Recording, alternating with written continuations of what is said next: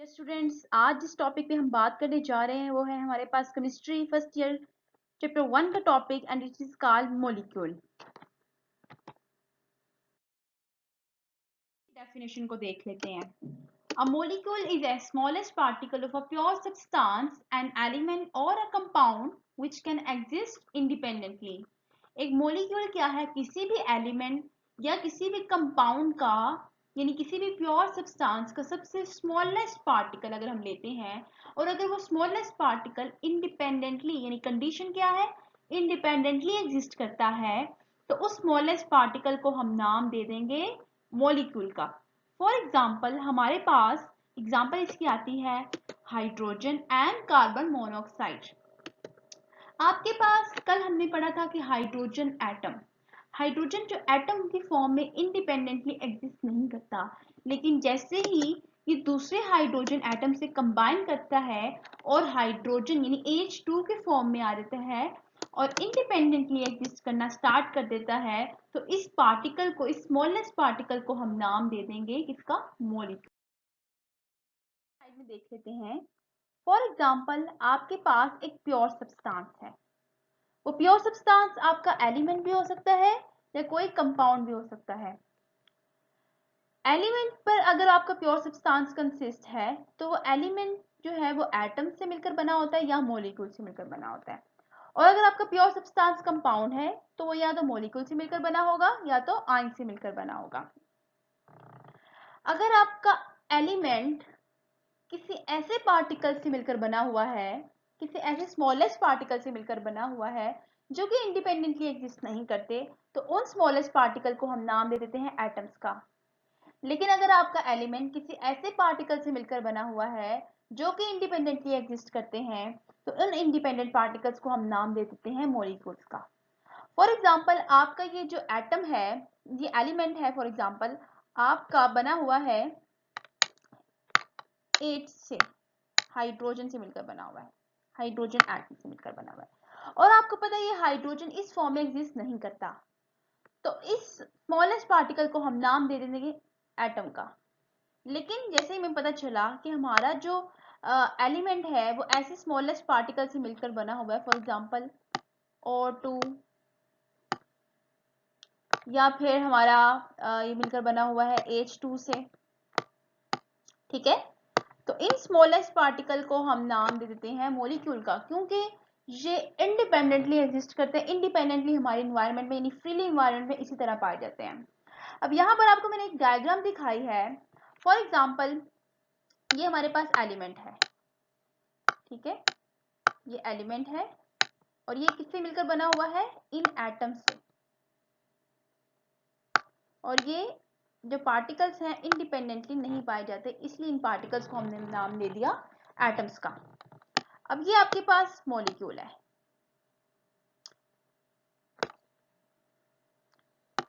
ये एक मॉलिक्यूल है और ये आपके पास पूरा एक एलिमेंट है। ये एलिमेंट किससे मिलकर बना हुआ है? मॉलिक्यूल से। मॉलिक्यूल क्यों हमने कहा है स्मॉलेस्ट पार्टिकल को? क्योंकि ये इंडिपेंडेंटली हमारे इन्वायरमेंट में इसी फॉर्म में इन्वायरमेंट में एग्जिस्ट करते हैं। क्लियर? एटॉमिसिटी क्या होती है? The number of atoms present in a molecule, कि कितने नंबर ऑफ एटम्स एक मॉलिक्यूल में प्रेजेंट हैं, इसको हम नाम देते हैं एटॉमिसिटी का। फॉर एग्जांपल हमारे पास वाटर है, यहां से हमें पता चल रहा है कि वाटर के अंदर 2 हाइड्रोजन है। हाइड्रोजन एटम कितने हैं वाटर में? 2 हाइड्रोजन है और उसमें ऑक्सीजन एटम कितने हैं? 1। तो 2 + 1 = 3। तो हम ये कह सकते हैं कि वाटर की जो एटॉमिसिटी है वो है 3, क्योंकि इसमें पाए जाने वाले, इस मॉलिक्यूल में पाए जाने वाले जो एटम है उनकी तादाद 3 है। ठीक है, अब अपनी नेक्स्ट स्लाइड हम देख लेते हैं और पढ़ते हैं types of molecules. Types of molecules हमारे पास बहुत सारी हैं। सबसे पहले on the basis of atomicity molecules को डिवाइड किया गया है, यानी उनके नंबर ऑफ एटम्स की बेस पर उनको डिवाइड किया गया है।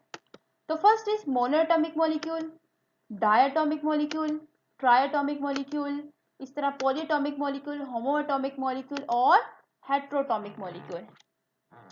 फिर on the basis of their size, उनकी साइज के बेस पर, मॉलिक्यूल्स की साइज के बेस पर उनको दो कैटेगरीज में डिवाइड किया गया है। First is micromolecule and the next is macromolecule.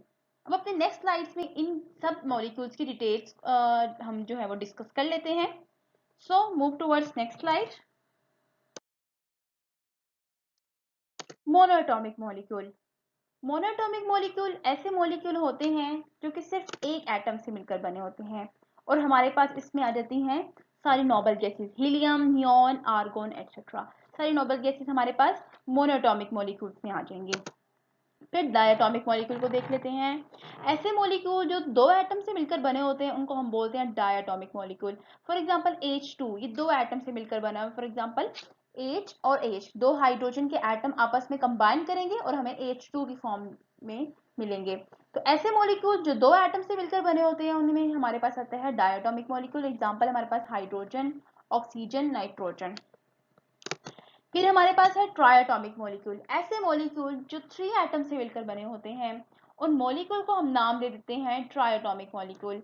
और इसमें हमारे पास एग्जांपल आती है वाटर की। तो अपनी नेक्स्ट स्लाइड को देखते हैं। Polyatomic molecule. ऐसे मॉलिक्यूल जो थ्री से ज्यादा एटम से मिलकर बने होते हैं, बहुत सारे एटम से मिलकर बने होते हैं, उनको हम नाम दे देते हैं polyatomic molecule. Poly mean many and atomic mean atoms.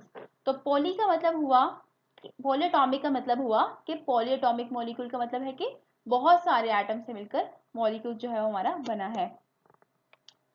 अब मॉलिक्यूल को उन द होमोएटॉमिक मॉलिक्यूल और हेटेरोटॉमिक मॉलिक्यूल में डिवाइड किया गया है। होमोएटॉमिक मॉलिक्यूल ऐसे मॉलिक्यूल होते हैं जो सिर्फ एक काइंड ऑफ एटम से मिलकर बने होते हैं, यानी उनमें जो एटम्स हैं वो सेम होते हैं। एग्जाम्पल हमारे पास ऑक्सीजन, O2।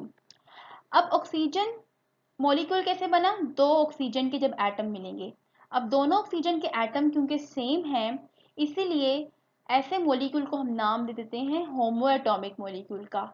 एक्चुअली होमो का जो वर्ड है वही हमें बता रहा है कि होमो मीन्स सेम। यहाँ पर होमो का मतलब है सेम।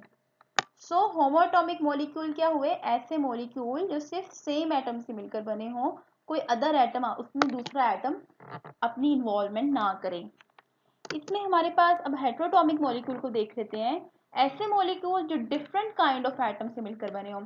फॉर एग्जांपल ये आपके पास अगर ऑक्सीजन का मॉलिक्यूल है, ये सिर्फ ऑक्सीजन एटम से मिलकर बना हुआ है, लेकिन जैसे अगर हाइड्रोजन इसमें कंबाइन हो जाता है तो ये वाटर मॉलिक्यूल हमें दे देता है, या हाइड्रोजन पर ऑक्साइड का मॉलिक्यूल हमारे पास बन जाता है। तो ऐसे मॉलिक्यूल जो डिफरेंट काइंड ऑफ एटम से मिलकर बने हो, तो यहाँ पर आप देख सकते हैं ये मॉलिक्यूल, वाटर का जो मॉलिक्यूल है, ये ऑक्सीजन और हाइड्रोजन से मिलकर बना हुआ है, इसीलिए हमने इसको नाम दे दिया हेटेरोटॉमिक मॉलिक्यूल का, क्योंकि हेटेरो का मतलब होता है डिफरेंट। तो ऐसे मॉलिक्यूल जो डिफरेंट काइंड ऑफ एटम से मिलकर बने हुए होते हैं, उनको हम नाम दे देते हैं हेटेरोटॉमिक मॉलिक्यूल्स का। Clear? Now types of molecules on the basis of their size. पहले जो हमने डिस्कस किया on the basis of their atomicity, अब हम मॉलिक्यूल को स्टडी करने जा रहे हैं on the basis of their size. तो on the basis of their size molecules को दो कैटेगरीज में डिवाइड किया गया है। First is micromolecule and the next is macromolecule. तो माइक्रोमोलिक्यूल की डेफिनेशन को हम देख लेते हैं। माइक्रोमोलिक्यूल्स ऐसे मॉलिक्यूल्स होते हैं जिनका मॉलिक्यूलर वेट कम होता है, लो होता है, उनका मॉलिक्यूलर वेट बहुत थोड़ा होता है, उनका मास बहुत थोड़ा होता है, और हम उनको इजीली डिटरमिन कर सकते हैं, इजीली फाइंड आउट कर सकते हैं।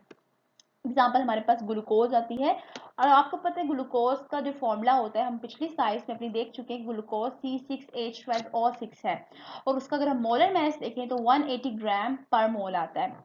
फिर मैक्रोमोलिक्यूल्स ऐसे मॉलिक्यूल्स होते हैं जिनका मॉलिक्यूलर वेट बहुत ज़्यादा हाई होता है, और इसमें हमारे पास एग्जांपल आ जाती है हीमोग्लोबिन की।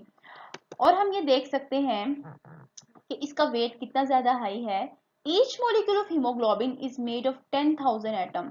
अब आप ये अंदाज़ा लगा लें कि मॉलिक्यूल जो है हीमोग्लोबिन का वो 10,000 एटम से मिलकर बना हुआ है, और इसका जो हर एटम है वो इतना हैवी है कि अगर हाइड्रोजन एटम हम ले लें तो हाइड्रोजन एटम से इसका एक एटम जो है वो 68,000 टाइम हैवियर है।